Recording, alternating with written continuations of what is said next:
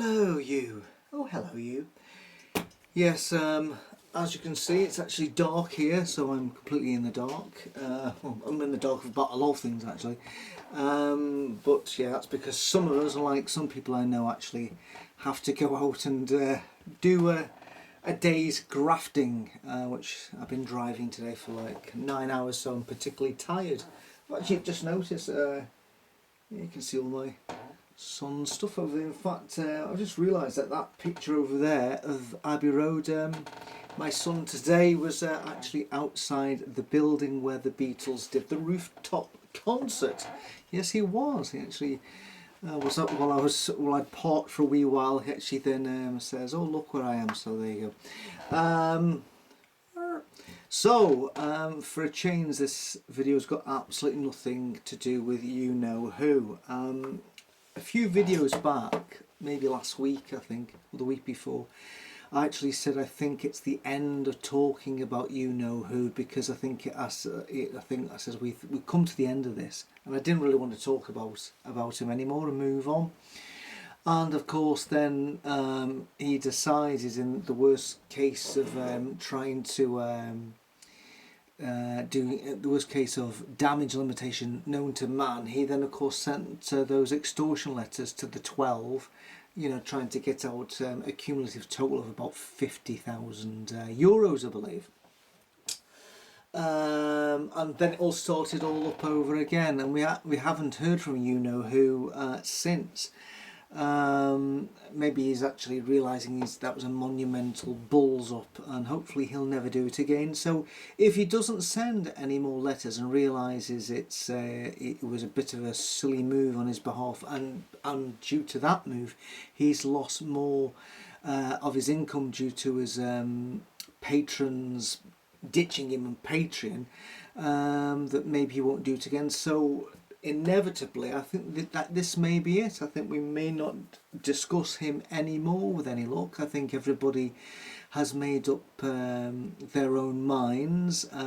They've judicated in one shape or another, and they've decided which way they want to go based on the facts presented. Nothing to do with all the extra things that have come out, where, as you know, I've steered clear because I already said there was something just a bit off for me, so I've not really wanted to talk about that, to be honest with you.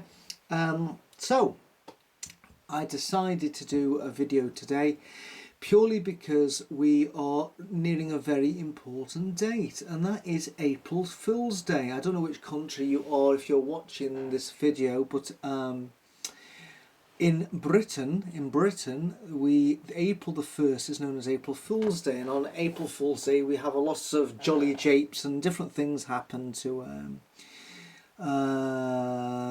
you know, fool people and joke people, which is ironic that on April the 1st, apparently worldwide, the governing body has stipulated that all the Kingdom Halls worldwide are reopening on April Fool's Day. Yes, the irony didn't actually pass me by when I saw it's actually the 1st of April. So more fool them. I only hope, this is my thinking on this one, my only hope is that during the 2 years that the Kingdom Halls have been shut, and it has been incredibly 2 years, I think it was March 2020, you know, but during the 2 years that they've been shut, I'm hoping some witnesses may have actually considered what's happened, because obviously during those 2 years approximately 30,000 Jehovah's Witnesses have lost their lives. And I'm hoping that there are Jehovah's Witnesses who may consider that they thought, as I've said on other videos, that their worst case scenario, that is during the Great Tribulation and during the persecution, that there may be a few people die and there may be torture or what have you, and that they wouldn't be able to meet in the Kingdom Halls, and they'd only be able to meet in small groups, and the preaching work would go underground. Well, for the past 2 years they've been meeting in no groups at all, Kingdom Halls are shut, and the preaching work has just stopped completely. So basically the COVID has surpassed all Jehovah's Witnesses worst case scenarios. and there's been no protection for them. So I'm hoping that the logical Jehovah's Witness, I'm sure there are some out there, must be thinking, hey ho, hold on a second, 2 years, we've had no protection, we've lost 30,000 members, the Kingdom Halls have been closed, there's been no association at all apart from the virtual association. And they must be thinking, where's the protection from their God?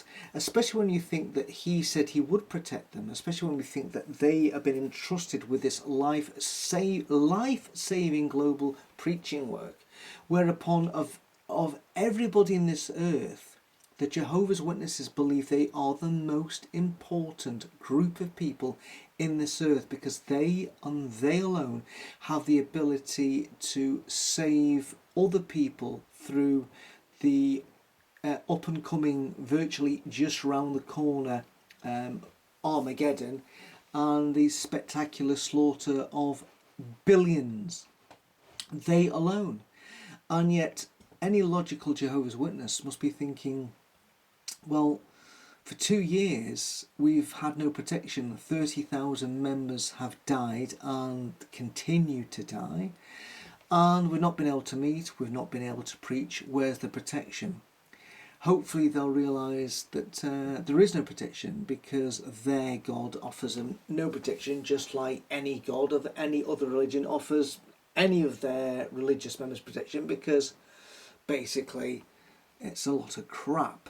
So I'm only hoping that maybe Jehovah's Witnesses will be thinking to themselves, you know what, there's something not quite right here. Why did this global pandemic occur in the first place? Was this God trying to provide a self-fulfilling prophecy that his son made by creating the pandemic as one of the fulfillment of the signs? If that's the case, that means God is responsible directly for the deaths of 30,000 Jehovah's Witnesses, when, you know, these are the most important people on the earth, and the deaths of millions of other people who aren't Jehovah's Witnesses. If it's Satan who was the origin of the pandemic, that means he's more powerful than God, and God couldn't stop him. So God basically sat by and watched Satan cause the death of 30,000 Jehovah's Witnesses. And if it wasn't Satan or God and it was just man, that still means that Jehovah God sat back and allowed man to destroy 30,000 Jehovah's Witnesses and didn't do a thing about it. So whatever way you look at this, if you're a Jehovah's Witness who is reasonable and has a logical mind, they must think there's something really off here. There's something not quite right. Basically, the 30,000 they've lost, which equates to, I don't know how many congregations, but it's clearly 300 and counting, maybe 350 possibly. I'm not going to do the maths, because as you all know, I'm pretty rubbish on figures. But I don't think they're ever going to recoup the losses. The Jehovah's Witnesses' growth had stilted. It's come to no growth at all. The only increase, well, the only numbers we're keeping at a reasonable pace were obviously because of the youngsters that were coming through and getting baptised. There didn't seem to be any increase coming from people being converted. And now they've lost 30,000 members. I don't think the Witnesses will ever get those numbers back ever again. I think they'll still be on a steady decline now as time goes on and people start to wise up. That's what I hope. I hope that Jehovah's Witnesses who have been out for 2 years, have been not attending for 2 years and just had the Zoom meetings, actually may be thinking, do you know what? I don't miss it. I don't miss going to the Kingdom Hall. I don't miss certain people. I don't miss any of the elders.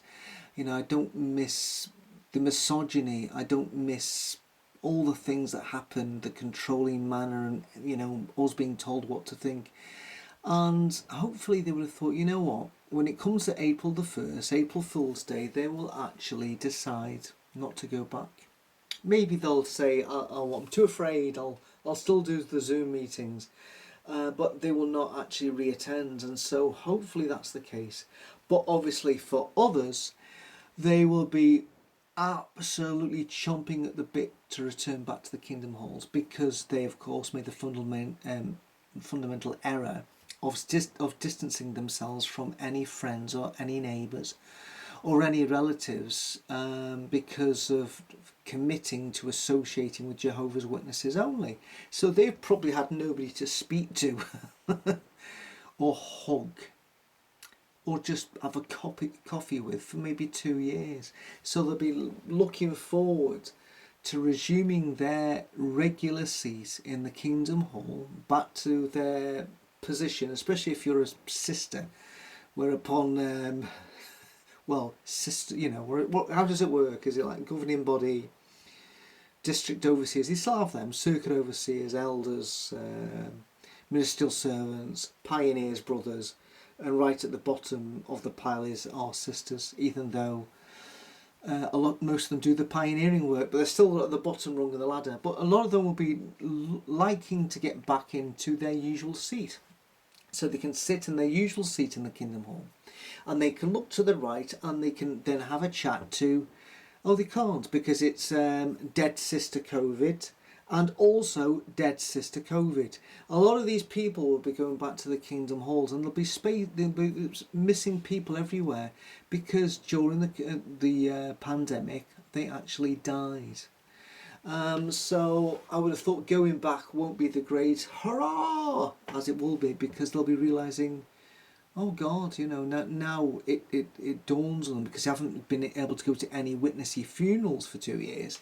They'll go, Christ, we've actually got people in our congregation who are missing because they died from COVID. So maybe that will sink into them, you know, why did God allow them to die of COVID? Maybe it will, maybe it won't, I don't know. I'm hoping it will. On a personal note, I'm glad that they're going back for one reason and one reason only, and that is because I don't know what it is about the Carters, and I do have a phone here, and I don't have the Carter app on my phone from the Google Play Store, where it locates your local Carters. Your local Carters are 3 miles away. Your local Carters will take a right. Your local Carters will be appearing on your left very shortly for another hour. Your local Carters may not be there by the time you arrive. So on a personal note, it's not as though I miss seeing the Carters. It's just that in an absurd way, when I see them, it makes me, it riles me so much that it just, I don't know what it is about the Carters more than just Jehovah's Witnesses street witnessing. Do they even do that anymore? Or Jehovah's Witnesses knocking doors? Do they even do that? Well, they haven't done it for 2 years. But the Carters personally rile me off more than any other bit of being an ex-Jehovah's Witness of 28 years, because I was a pioneer. And as a pioneer, for those of you who are also pioneers and had crap jobs like I had for years and years and years, and couldn't afford to go on holiday and what have you, and sacrifice it all for the bloody witnesses, my time was actually spent literally walking all over the place. And then going to doors of people weren't in, just chapping doors.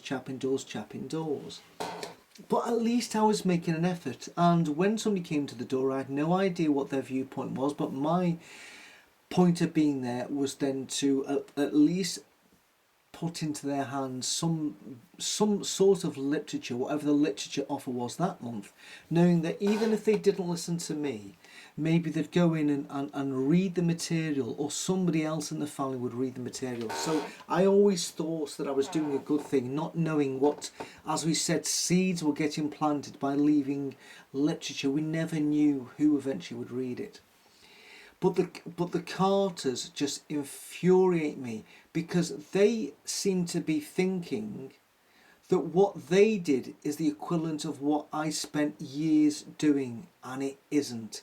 Standing on the street corner, not speaking to anybody, expecting people to come to you and engage with you is not preaching the good news of the kingdom. To preach it, you need to vocalize, and these people don't. It's as though somebody's put sticky tape over their mouths and they just stand there mute. You know, it's just a scam. They're not preaching. I cannot imagine if the character Jesus Christ actually existed and he came back in a physical form instead of the second coming in a invisible presence, that when he actually stood next to these carters, that he would be happy to stay silent. And yet Jehovah's Witnesses are supposed to be imitating Christ.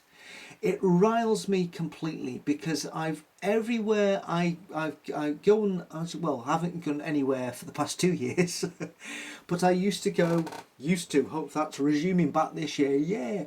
But I went a lot on holiday in Europe, especially Spain, and every time I went away, there's the Carters. I'm sitting having a little drink, a pint, and having a wee tapas, enjoying myself, enjoying the sun and my wee white face, burning my baldy head. And I look over and I don't believe it. There's the Carters. And inevitably, I just literally watch them standing there talking to no one apart from doing this.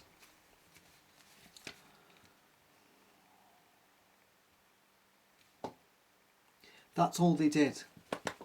That's all they ever do, is just play on their phones. That is not preaching.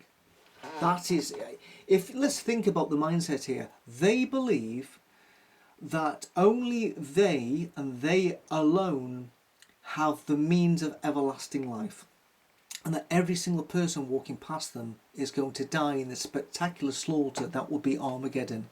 And yet if the most important thing in your life was saving people's lives, how could you just stand there and say nothing and let all these people walk past you and not stop them and say, look, I know you're busy, can I just give you this bit of literature here, because and just read it when you go home, hoping that will jolt them into understanding how important the times are according to them.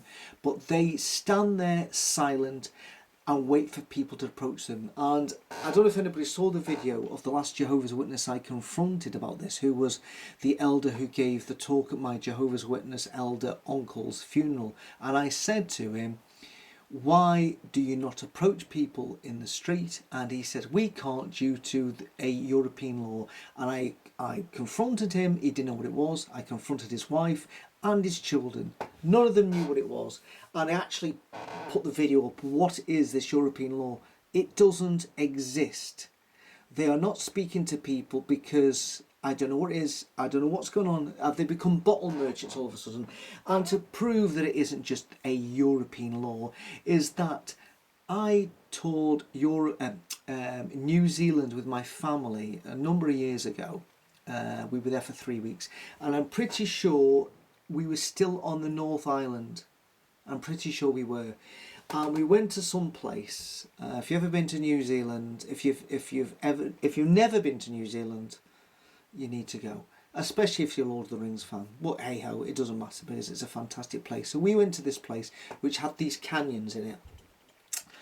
And we were walking around and people were swimming in the water, and there was a lot of people, and you parked up in a big car park and you walked through these caves, and it was fantastic. And none of it was any of the filming locations for Lord of the Rings, by the way. I just went there because we just literally drove past it and thought, well, that looks interesting. So we did a pit stop. We were there for about an hour and a half. And as we got back, there was like, to get over to this bit, there was like this wooden bridge with a wooden roof. And lo and behold, a bunch of carters had set themselves up at the entrance of this. And I couldn't believe it.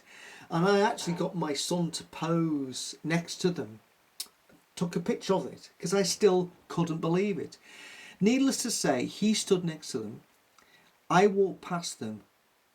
My wife walked past them. And nobody offered us any literature. there was nothing. There was no, there was nothing for them to suggest who they were, why were they there, that they were engaged in a life-saving work, and that this potentially was the only witness that we would get. This was maybe our only opportunity for our lives to be saved, for these people to talk to us. And they let us walk by. And as they walked by, I heard one of them saying, she was on a phone. She was on a phone or on a, I think the witnesses carry tablets now. Tablets, and said, oh, there's going to be a big announcement. And there was, yes, I hear about it. And I thought, for the love of God, you two are looking forward to the next big announcement because they think there's going to be a revealing of a new truth. And I'm thinking, my God, I was there in bloody 1973, 74, 75 and onwards. And yes, how disappointing it was when 75 came and went for those who, like me, were there during that time period. Anyway, so that really proves that this European law that restricts Jehovah's Witnesses in Europe by approaching people is a complete lot of bollocks. It's just complete sham. And so personally it riles me whenever I see them. So like I said, I never went out to look for the Carters. I just bumped into them. Like I turned round in my local town and oh, there they are. And I'd literally walk past them, no contact. I walked past them again, nothing, till eventually I thought to myself, this is not good enough. You're supposed to be approaching me to save my life. So I would approach them pretending to be somebody who knows nothing about Jehovah's Witnesses, to eventually revealing all. And I did this several times to the Carters that I found in different villages and towns in my area. And the last time I did it, I actually said to them, how can you stand here and be silent? I said, you're letting people walk past you right now and you're not stopping them.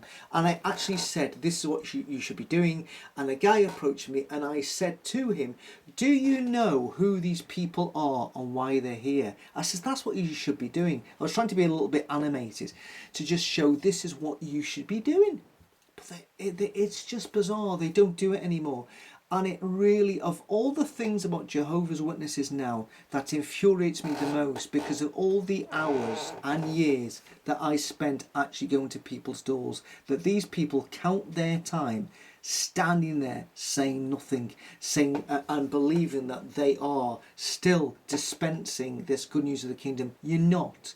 And it does me head in. It literally does me head in. So April the 1st, I'm hoping that they will be out again, and I will be approaching them as I do in my chatty manner. I'll actually be quizzing them, saying like, where have you been for 2 years? I haven't seen you guys for 2 years. Oh, we weren't allowed to, the pandemic. Oh, is that what it was? And then I'll just go into, and how many members did the Jehovah's Witnesses lose? Oh, we think it's about 30,000. Oh, that's very sad. And then actually go down the route of saying, why didn't your God protect you when you're supposed to be the people who are the most important people on this earth at the moment, and ask them who they think who's to blame for the pandemic, and to reason with them, not reason from the scriptures, but reason with logic. And some people hopefully are still open to a reasonable discussion when it deals with logical things, but maybe they're not, because as I've said before, I was a Jehovah's Witness and I logically had thought it all out, and I was a logical person when I was completely, utterly deluded. And I hadn't been logically thinking about it at all. I've been conditioned into thinking I was thinking logically when clearly I wasn't.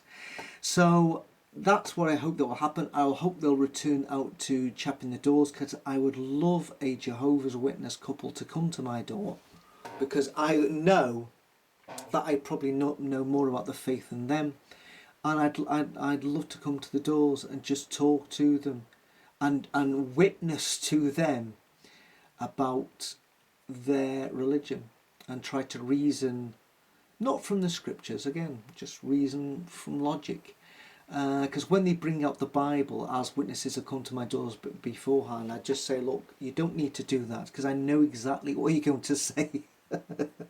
Because I used to do the same. It's just it's like you always know what they're going to do. But that's what I want to do. I'm hoping to do that. And at one time, if you're just new to watching my channel, I used to be a magazine. I was on somebody's magazine route, and they used to come to my door, every couple of months with the magazines, which were getting smaller and smaller. And eventually, I think it became one magazine. You won't remember this, but for those who do remember, but there used to be a comic in the late 60s, early 70s that was called Whizzer and Chips. And with Whizzer and Chips, basically halfway during the Whizzer, there was another comic called Chips, and you could sort of bend the staples out and pull out the chips. So you had the Whizzer and the Chips. Watch time the wake has turned into the Whizzer and Chips. It's all in one magazine now. And the chips are inside. But the chips are unfortunately the chips are all cold and stale and nobody likes them. So the magazine just got smaller and smaller. And so I used to just wrap them up into a tight thing and use it for kindling. And for anybody who doesn't have an open fire, kindling is what you use to start off your fire. The kindling burns, that lights the coal, then you put those on the top. So I used to use the Whizzer and the Chips, i.e. the Watch and the Wake, for kindling, until one particular year when I'd lit up my house like a Christmas tree because of not being able to celebrate Christmas for 28 years. I absolutely go OTT, literally OTT, when it comes to Christmas. And I think he turned up. Sorry, it looked like the Blackpool Illuminations. Anybody who's not British won't understand the Blackpool Illuminations, but look it up. And my house looked like the Blackpool Illuminations. And that was the last time I ever saw him. I thought he must have been thinking, no, this poor soul's a lost cause. He's not coming back, he's not coming back. And guess what? I'm still not coming back. So that's today's video. Like I said, I think I'm going to go back to just putting something that anything interesting piques my interest within the witnessy world, and it may not be once a week or twice a week or even once a month. It just depends.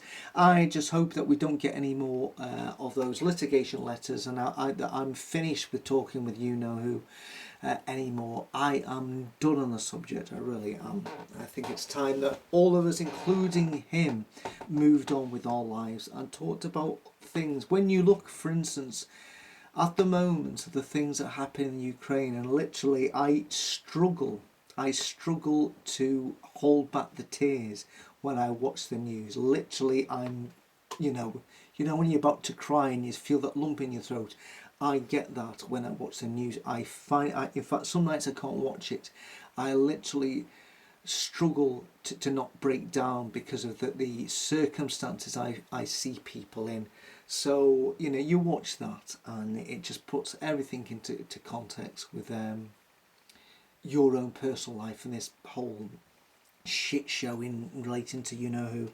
Anyway, I'm not working tomorrow. Tomorrow I'm going to a place called Old Trafford, and for those of you who don't know what Old Trafford is, it's a football ground of a team called Manchester United, and I'm going there to hopefully roar the boys on. And for those who aren't Manchester United fans, meh. Anyway, enjoy the rest of your night, enjoy tomorrow, and hopefully I'll be coming home as a happy boy round about this time tomorrow. I think we're about kicking off. Although by the time this video's uploaded, it's probably about an hour. It takes ages for me to upload videos. Oh, you don't realise that the depths I go to, all the video content, all those titles, all the theme music. Anyway, have a wonderful, wonderful evening next couple of days, and yeah, keep safe, everybody. Just keep safe wherever you are in this world. That's knowing me, knowing you. Bye bye.